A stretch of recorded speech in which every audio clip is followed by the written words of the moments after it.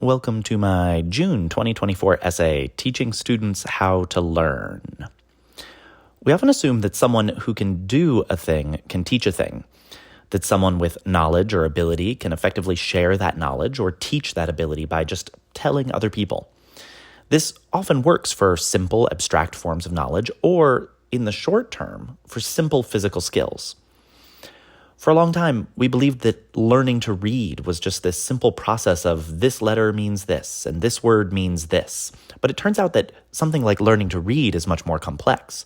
What a word means, how it's spelled, what the connotations are, all of these depend on individual, social, and cultural contexts. Whether you're learning to read or learning movement, the learning itself is occurring through exposure, practice, and participation that happen inside a social context that attaches specific values, positive or negative associations, and extra meaning to those words or those movements. I like to say that you can't understand your way into a handstand or a cartwheel. You have to practice, make errors, make corrections, train, assess, repeat. Some combination of grade school and or capitalism have contributed to a popular understanding of teaching that I don't think works very well for movement. We often see that there's a teacher in the front of the room, like in grade school, who chooses a curriculum or a set of skills and then leads students through those skills. This is a lot like the public school system, for example.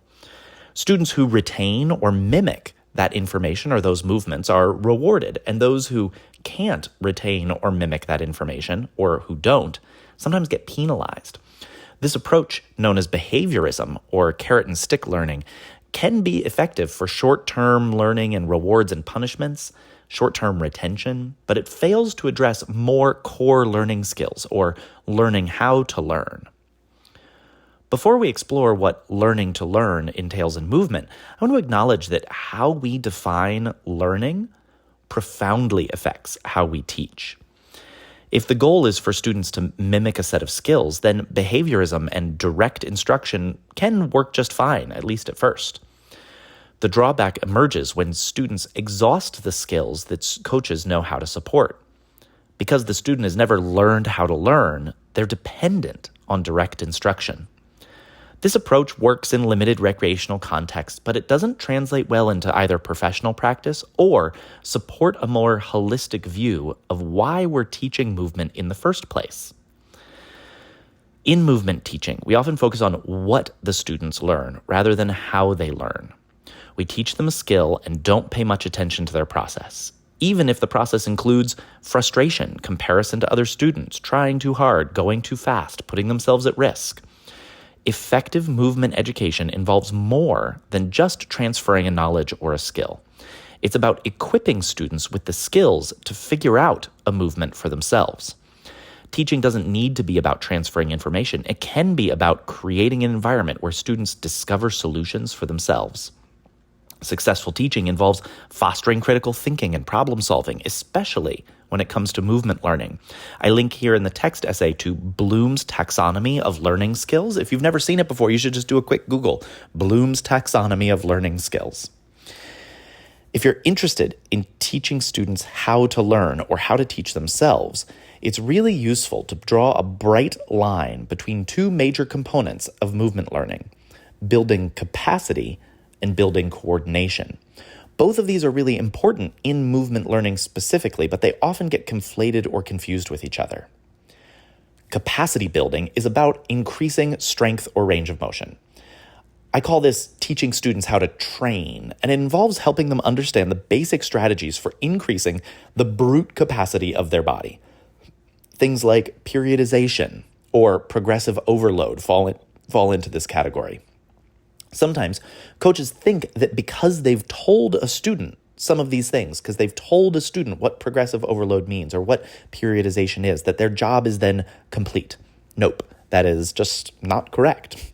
Students need to take these ideas and apply them to their own bodies by learning to evaluate their own existing capacities accurately and then create conditioning routines or conditioning exercises that address their specific goals. The difference here is between hearing someone talk about how to train and actually being taken through a process of learning to train yourself. Building the ability to create capacity building exercises for yourself doesn't happen overnight. And actually increasing the capacity of your body also doesn't happen overnight. And so there's a certain amount of long-form teaching and long-form patience that needs to occur between a coach and a student for this process to actually work. Coordination building is about timing, speed, power, movement quality, things like that. Helping students learn how to build coordination involves teaching them to break a skill down into smaller parts, identify the key capacities that are influencing the skill, teaching them to work with the existing capacities of their body, or creating progressive mini skills and challenges. Coordination often contains psychological components like anxiety or confidence, and students should learn to identify and work with those psychological components in addition to the physical components about time, speed, power, movement quality. Coordination can be learned in a single session of working with a coach, but capacity can't be changed in just a single session. You can help a student learn about timing or speed with a clever set of drills. You can have a student assess their own coordination problems and come up with a set of drills that they think might address those coordination problems. But no matter what, capacity isn't going to change within a single session.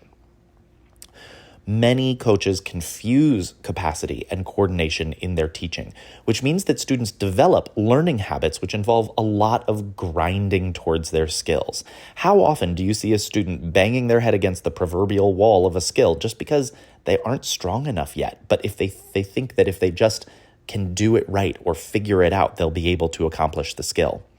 Or how often have you seen a student doing 1,000,000 sit-ups, thinking that those sit-ups will help them in their handstand?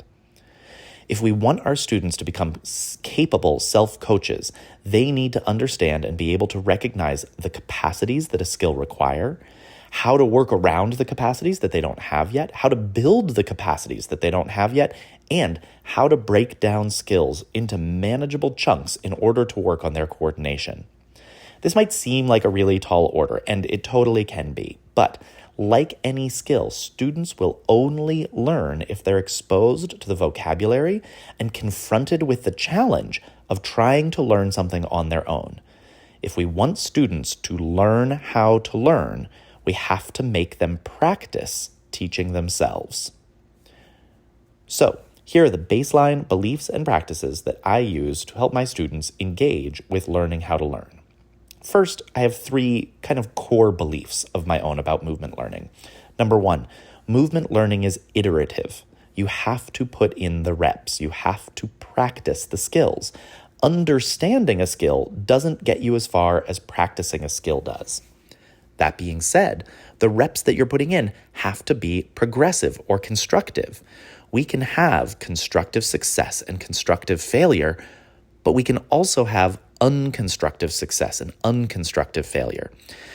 I think sometimes coaches just focus on the success or the failure when I try to focus on the constructiveness instead. Not all failure is constructive. If a student isn't building capacity or informing their coordination, the failure isn't actually going to help them.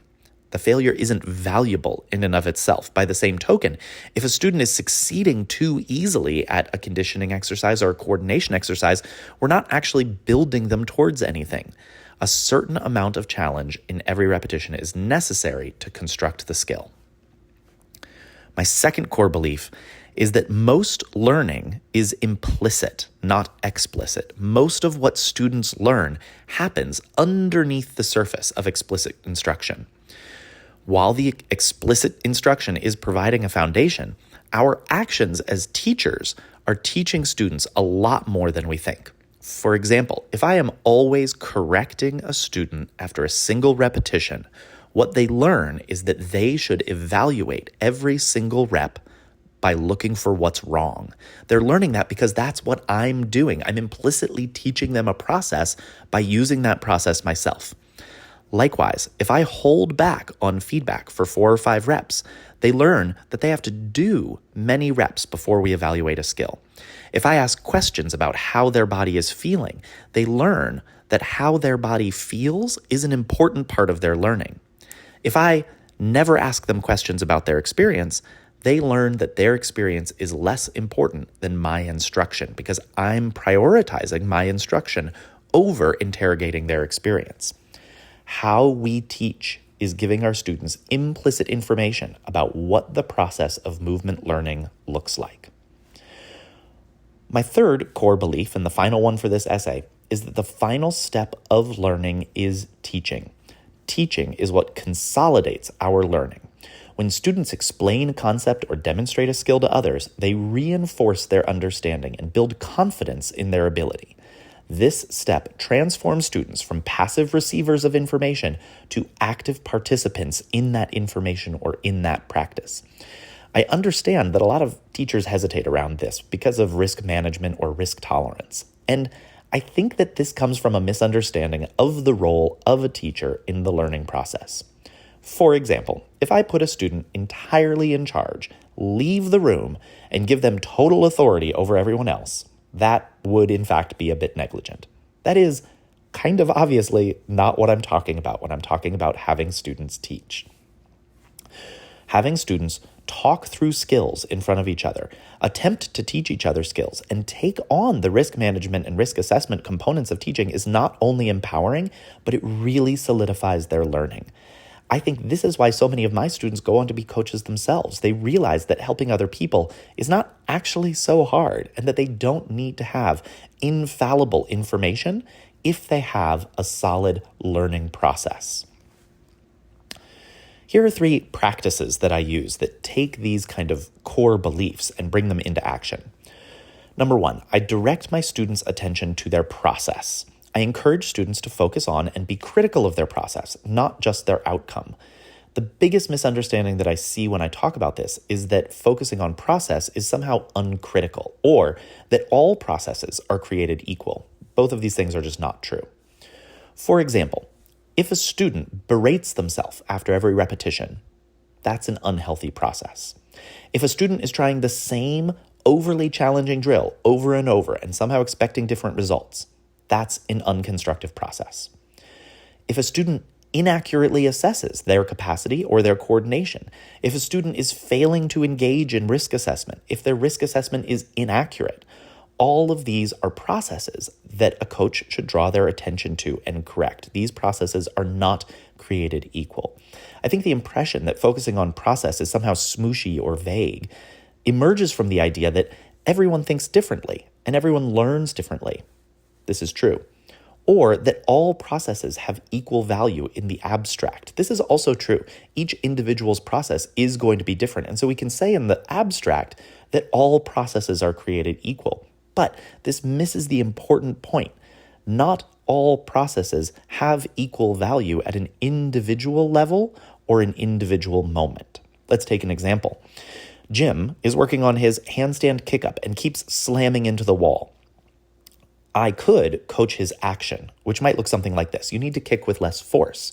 Try starting with your hands on the floor instead of up by your head. I want you to imagine that the wall is tissue paper. All of those are examples of cues that I would use to coach Jim's specific action.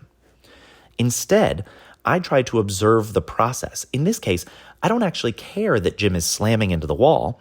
I care that he's repeating the same drill over and over, or that it's not clear what his current goal is, or that the goal he's chosen doesn't seem appropriate to me.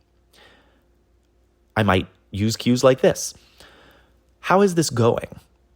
Do you feel like you're making progress? What's your goal right now? It seems like you're just doing the same thing over and over and it's not working. What if we try varying your goal? Or what do you think this drill is working on? All of these are questions about the process my student is going through. I might get new information, like my student is slamming into the wall because they're scared of going over and they know that this is good for them. In that case, this process might be working, but eventually I want them to realize that this process is only accomplishing one thing, which is slamming themselves into the wall over and over. My second thing here is praising constructive process, not good mimicry. I try to shift emphasis away from getting things right to praising a quality of effort or approach.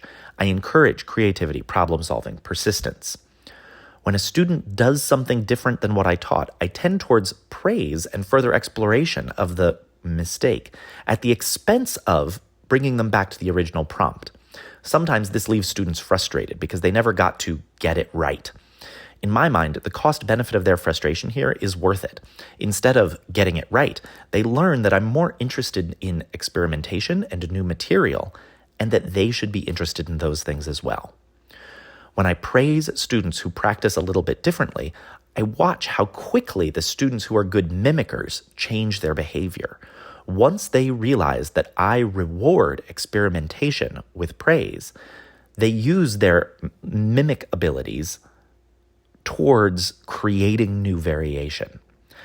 I have a cute name for this, which is weaponizing perfectionist tendencies to dismantle uniformity. Once these sort of A+ students, these mimickers, realize that what I'm interested in isn't their ability to mimic, but their ability to run interesting experiments, I watch those same students continue to try to get A+ by creating variation instead of mimicking.